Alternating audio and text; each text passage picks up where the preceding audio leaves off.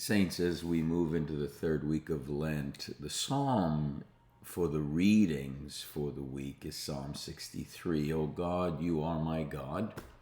Eagerly I seek you. My soul thirsts for you. My flesh faints for you, as in a barren and dry land where there is no water. Therefore, I have gazed upon you in your holy place, that I might behold your power and your glory. For your loving kindness is better than life. My lips shall give you praise. So I will bless you as long as I live and lift up my hands in your name.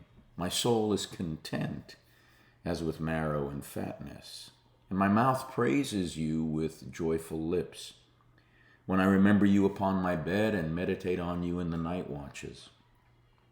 For you have been my helper, and under the shadow of your wings I will rejoice.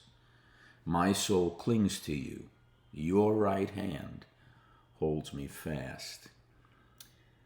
I am reminded when I read that psalm of the many songs that came out of that psalm in the Jesus People movement that we sang over and over and over again. There was one that covered the whole psalm, and there were three others that covered the sections of the psalm.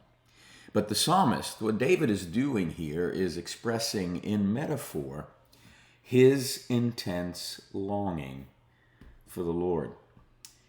Now, the thing about the Psalms is that they give us a language in metaphors to bring things to speech that help us process what we're going through.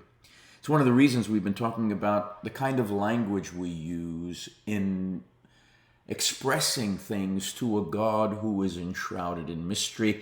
And it's therapeutic because these language patterns in the metaphors of the Psalms, particularly in this one, expands our awareness of how to describe what we're struggling with.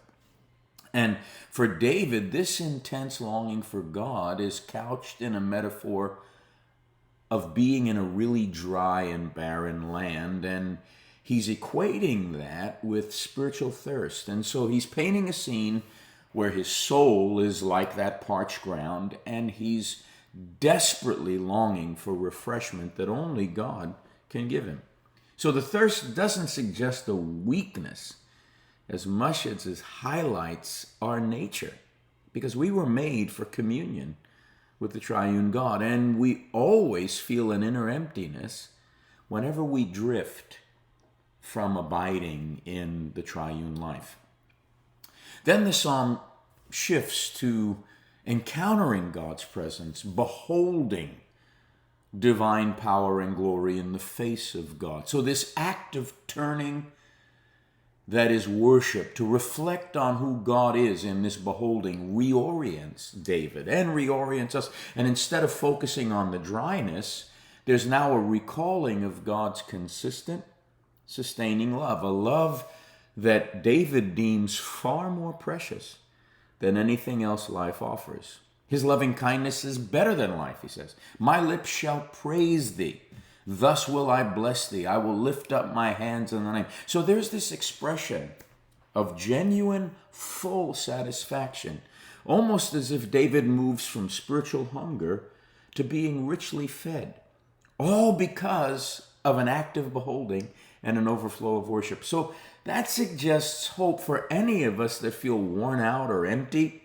When we draw near to God, we draw near with the intent of lifting up our hearts and lifting up our voices and worshiping with sincerity. And as we do that, we want to reflect on the faithfulness of God. If he's been faithful before, he'll be faithful again. So there's genuine refreshment that we find in his presence, and the dryness in our hearts transitions into gratitude and praise, because what goes up as praise comes back as rain. He will water our souls with the rain of his presence, but he gathers the drops of our praise and they form a rain cloud over us. So that's the book of Job. It's powerful. And then there's this sense in which David remembers God even in his solitary and anxious moments, like when he's lying awake at night and can't sleep. And so what David is revealing here is that in spite of his insomnia, he has learned to practice deep mindfulness as a lifestyle.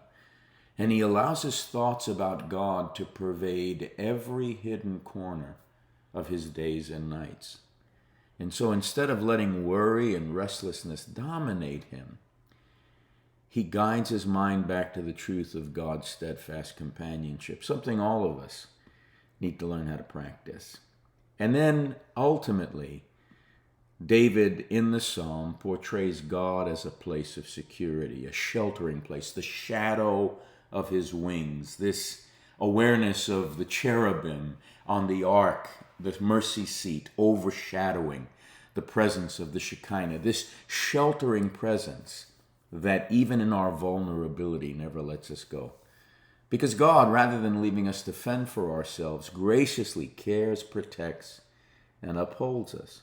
So in that safe haven under the shadow of his wings, fear gives way to rejoicing.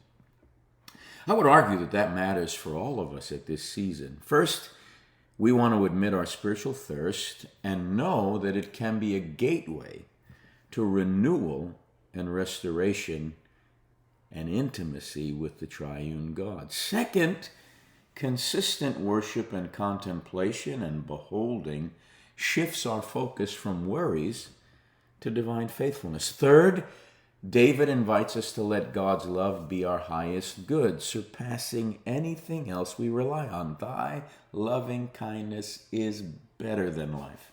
And I still can hear the late Sylvia Cantor from Salem Gospel Tabernacle singing it in my ear. And fourth, in times of solitude or anxiety, we want to remember that God can indeed sustain us, especially when we can't sleep. I know that story too well. Ultimately, we're assured that God's presence deeply, surely, indeed shelters us and offers us peace and confidence in the face of all of our uncertainties. And so the sacred text is encouraging us in this season to open our hearts, embrace our need for the triune life, and find our rest and fullness in the unshakable love that meets us, even in our driest seasons, as we lift our hearts, lift our hands, and lift our voices in adoration and worship to the one who is faithful.